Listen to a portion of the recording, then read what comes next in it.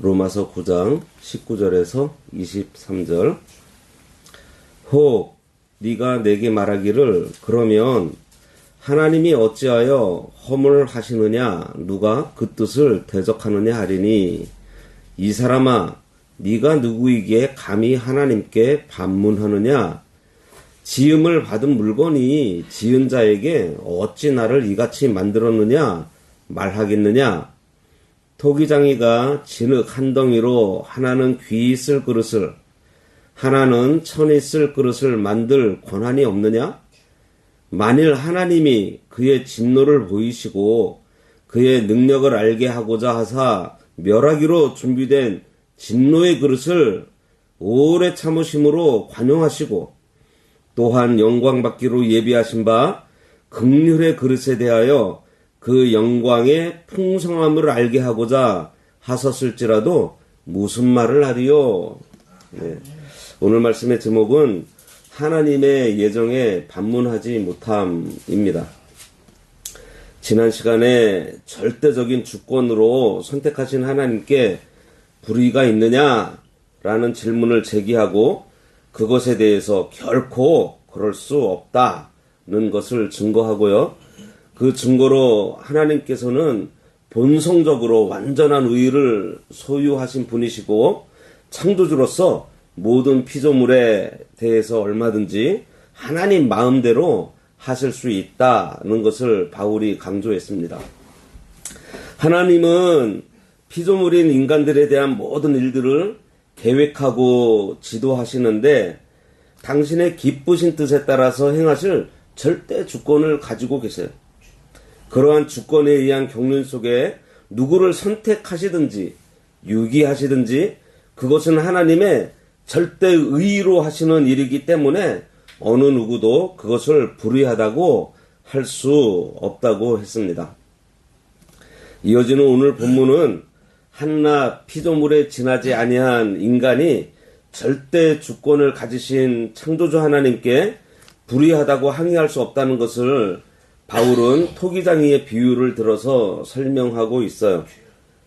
토기장이가 자신의 의도에 따라서 여러 모양의 토기를 만들고 혹은 귀하게 혹은 천하게 쓸지라도 토기가 토기장이에게 항변할 수 없듯이 하나님의 주권과 하나님의 기쁘신 뜻에 따라 누구는 선택되고 누구는 유기되는 일들에 대해서 인간이 결코 왈가왈부할 수 없다는 것입니다.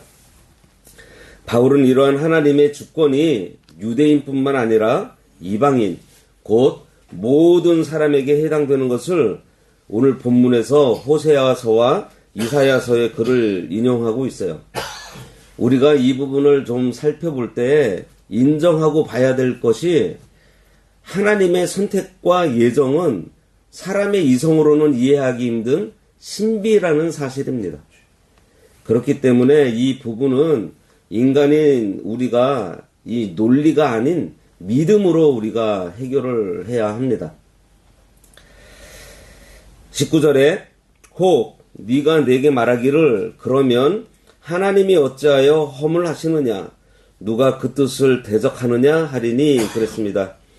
지난 시간까지 하나님의 선택과 유기의 절대적 주권을 강조한 바울은 이에 대해서 제기될 수 있는 의문을 지금 스스로 제시하고 있어요. 특히 바울이 이스마엘 그리고 에서 그리고 바로처럼 유기된 자들이 공통적으로 갖고 있는 완고한 성격에 대해서 실제적으로는 유대인들을 향해서 말하고 있는 것이기 때문에 이 본문의 질문은 완고한 유대인에 의해서 제기될 수 있는 질문인 것입니다. 그러니까 만약 유기된 자도 하나님의 주권에 달려 있다면 어떻게 하나님이 그들을 책망할 수 있냐 하는 질문이에요. 피조물인 인간으로서는 어떠한 누구도 창조주 하나님의 뜻을 대적할 수 없기 때문에 인간이 한 것이 아니니 논리적으로 볼 때 인간의 허물이 존재한다고 볼 수 없지 않느냐? 그 얘기를 하는 것입니다. 앞에서 살펴본 것처럼 하나님의 주권적 결정으로 바로와 같은 사람을 완악하게 했다면 그 하나님께서 스스로 하신 일이지 어떻게 바로에게 책임을 묻고 그 바로를 책망하시고 그에게 진노할 수 있냐는 거예요. 절대 주권자 하나님이 완악하게 하시는 것을 어느 누가 막을 수 있겠는가 하는 그러니까 하나님 혼자서 북치고 장구친 것 아니냐, 그러한 반론이 나오게 될 것에 대한 바울의 예상 질문인 것입니다. 바울은 이런 반론에 대해서 이론적인 답변을 하는 대신에 이 다음 절에서 피조물인 인간이 하나님의 주권에 대해서 반문할 수 없다는 원리로 답변을 하고 있어요. 20절에 보면 이 사람아 네가 누구이기에 감히 하나님께 반문하느냐, 지음을 받은 물건이 지은 자에게 어찌 나를 이같이 만들었느냐 말하겠느냐. 이 사람아 네가 누구이기에 감히 하나님께 반문하느냐. 여기 네가 누구이기에 감히 하나님께 말대꾸하느냐 이런 것입니다. 이전 성경에서는 반문을 힐문하느냐 이렇게 되어 있는데 이 힐문은요 빈정거리듯한 질문을 얘기하는 거예요. 여기에 대해서 바울은 감히라고 하면서 단호함을 보여주고 있습니다. 지음을 받은 물건이 지은 자에게 어찌 나를 이같이 만들었느냐 말하겠느냐. 인생은 피조물이고 하나님은 조물주인데 피조물인 인간이 조물주가 하시는 일에 대해서 왜 그렇게 했냐고 감히 반문할 수 없다는 것입니다. 지음을 받은 물건이 지은 자에게 왜 나를 이렇게 만들었냐고 말할 수 없는 것처럼 인간이 하나님께서 하시는 일에 대해서 왜 그렇게 하셨냐고 반문할 수 없다는 거예요. 바울은 인간이 하나님의 주권에 대해서 침묵해야 할 까닭을 인간이 바로 뭐요? 피조물이라는 사실로 입증하고 있어요. 바울은 이곳에서 이사야 29장 16절 그리고 45장 9절을 인용하면서 근본적으로 인간이 흙에서 유래했다는 사실을 염두에 둘모로 해서 그 근본이 결코 내세울 수 없는 존재라는 것을 지금 암시하고 있습니다. 하나님과 인간의 근본적인 관계는 바로 이러한 창조주와 피조물의 관계라는 거예요. 따라서 자신의 뜻에 따라 지혜롭게 인간을 창조하신 하나님께서 그저 피조물에 불과한 인간에게 자신의 행동을 알리거나 그것을 설명할 의무가 없어요. 그래서 나를 이같이 만들었느냐 하면서 반문할 자격이 우리들에게 없다는 것입니다. 그렇잖아요. 여기 휴대폰이 아니 왜 나를 애플 휴대폰으로 만들었냐고, 요즘 삼성 휴대폰 잘 나가는데 삼성으로 만들어주면 될 거 아니냐고 만든 사람한테 얘기할 수 있어요? 없잖아요. 따질 수 없어요. 참으로 피조물이 창조자의 계획 그리고 창조자의 목적을 다 이해한다는 것 자체가 불가능한 일이고 그 지혜를 어떻게 다 우리가 헤아릴 수 있겠어요? 21절에 보면 토기장이가 진흙 한 덩이로 하나는 귀 쓸 그릇을 하나는 천이 쓸 그릇을 만들 권한이 없느냐. 토기장이가 진흙 한 덩이를 가지고서 필요에 따라서 어떤 것은 귀한 그릇을 만들고 어떤 것은 천한 그릇을 만들 권리가 없냐, 이러한 질문입니다. 진흙 한 덩이를 가지고 밥그릇을 만들든지 쓰레기통을 만들든지 물통을 만들든지 요강을 만들든지 그거는 누구 마음이에요? 토기장의 마음이에요. 병기로 만들어진 진흙이 토기장이에게 왜 나를 매일 역겨운 냄새를 맡도록 병기를 만들었냐고 불평하며 따질 수 없어요. 사람이 자기 필요에 따라서 귀 쓰는 그릇과 천이 쓰는 그릇을 만들 수 있는 것 같이 하나님께서 당신의 필요에 따라서 긍휼을 베풀어 택한 백성을 삼을 수도 있고 그냥 유기해서 버릴 수도 있는 거예요. 이러한 하나님의 결정에 대해서 피조물인 사람이 하나님께 반문하거나 대항하지 못합니다. 하나님께 대항하겠다는 것은요, 피조물이 창조주 자리에 올라가서 동등하게 여기는 데 나오는 교만한 행위예요. 그러나 사람과 하나님의 관계가 창조자와 피조물의 관계라는 사실을 바로 깨닫게 되면 하나님께 대항하거나 반문할 수가 없습니다. 욥은 하나님 앞에서 인생을 뭐라 그랬어요? 벌레 같고 구더기 같다 그랬습니다. 그리고 여기서 진흙 한 덩이는 본래 가치 없는 존재라는 것을 나타내주고 있어요. 이처럼 가치 없는 것이라고 해도요, 토기장이의 손에 의해서 빚어지면 가치 있는 그릇이 되는 것처럼 전적으로 타락한 인간일지라도 하나님에 의해서 의미 있는 존재로 변화될 수 있다는 사실도 우리가 알아야 합니다. 22절입니다. 만일 하나님이 그의 진노를 보이시고 그의 능력을 알게 하고자 하사 멸하기로 준비된 진노의 그릇을 오래 참으심으로 관용하셨다 그랬어요. 여기 만일 하나님이 이 말은요, 그러나 하나님이 원하는 바이지만 이라는 뜻으로 우리가 해석해서 보면 하나님의 오래 참으시는 그 속성을 아주 강조하고 있다는 것을 알 수 있어요. 멸하기로 준비된 진노의 그릇이라 그랬어요. 여기 진노의 그릇은요, 진노의 대상으로 하나님께서 유기한 불택자들을 말합니다. 하나님께서 불택자를 내시고 완악하게 해서 범죄하는 그들을 심판하심으로 하나님의 진노를 나타내는데 이용하신다 그랬어요. 그러면서 또 오래 참으로 관용한다 그랬는데 여기에도 한 두 가지 의미가 있습니다. 여기 진노의 그릇은 23절에 나오는 긍휼의 그릇과 대조되고 있으면서 준비된이라는 완료형을 사용하면서 확정을 짓고 있습니다.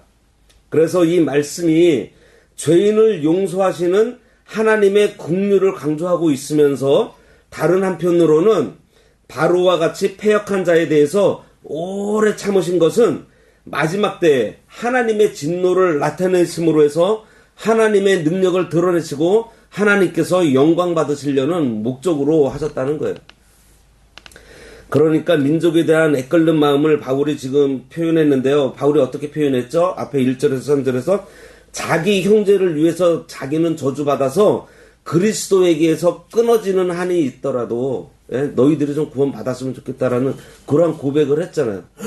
이런 바울이요, 유기가 하나님의 주권적 섭리에 의한 것이라는 사실을 강조하고 있지만 동시에 죄인에 대한 형벌을 하나님께서는 결코 기뻐하지 않고 오래 참으시고 계시다는 것을 강조하면서 지금 이스라엘 백성들에게 회개를 촉구하고 있는 거예요.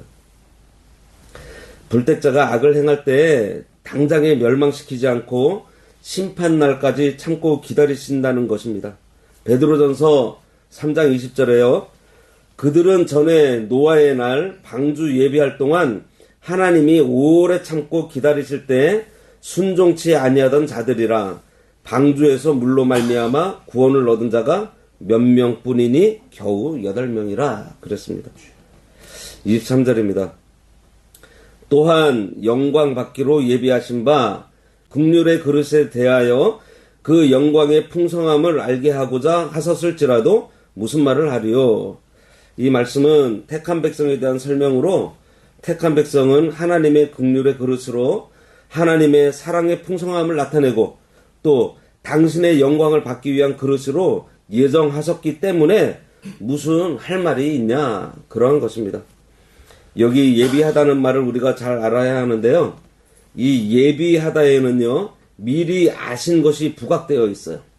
그래서 이것은 선택은 예정되었고 유기는 예정되지 않았다 그런 의미가 아니고 이 둘은 다 예정된 하나님의 섭리인데 그 강조점이 유기된 자의 멸망은 지금도 진행 중인 과정에 있고요. 또 결과와 하나님의 진노가 이렇게 좀 중시되어 있는 반면에 요 선택받은 자들은 예정된 하나님의 은혜로 이미 구원이 결정된 것으로 하나님의 긍휼함이 강조되어 있습니다. 여기 무슨 말 하리요? 계속해서 나오는 말인데 하나님께서 택자와 불택자가 필요하기 때문에 하나님의 선하신 목적 아래 행하신 일에 대해서 피조물 된 인간으로서는 뭐 아무 말 할 권리가 없다는 것입니다.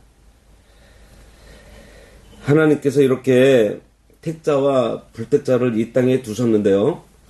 다음 시간에는 그 중에서 택자만 구원하시겠다는 말씀으로 우리가 한번 살펴보려고 합니다. 택한 자만 구원해 주신다고 하는데 택함을 받지 않은 사람들은 좀 불공평하겠다라는 생각을 저도 한 적이 있거든요. 아마 그런 생각을 하셨을 수 있어요. 그런데 우리가 오늘 말씀에서 뭐를 받아야 되냐면은 하나님은 창조자이고 우리는 피조물이라는 거예요. 하나님 앞에 뭐라고 할 수 없다는 거죠. 우리들은 내 마음대로 내가 만들고 내가 쓰고 있으면서 하나님께서 창조주가 우리 피조물을 어떻게 선택을 하시든지 유기를 하시든지 그거를 우리가 무슨 말을 하리요? 예. 오늘 마지막에 결론이 그겁니다. 무슨 말을 하리요? 할 말이 없다는 거예요. 기도하겠습니다. 하나님 아버지 은혜를 감사합니다. 참 구더기 같고 벌레 같은 저희들을 그저 흙덩어리에 불과한 저희들을 하나님께서 창세전부터 사랑해 주시고 하나님의 예정 가운데 선택하여 주셔서 예수 믿어 구원받게 하여 주셨사오니 참으로 감사합니다.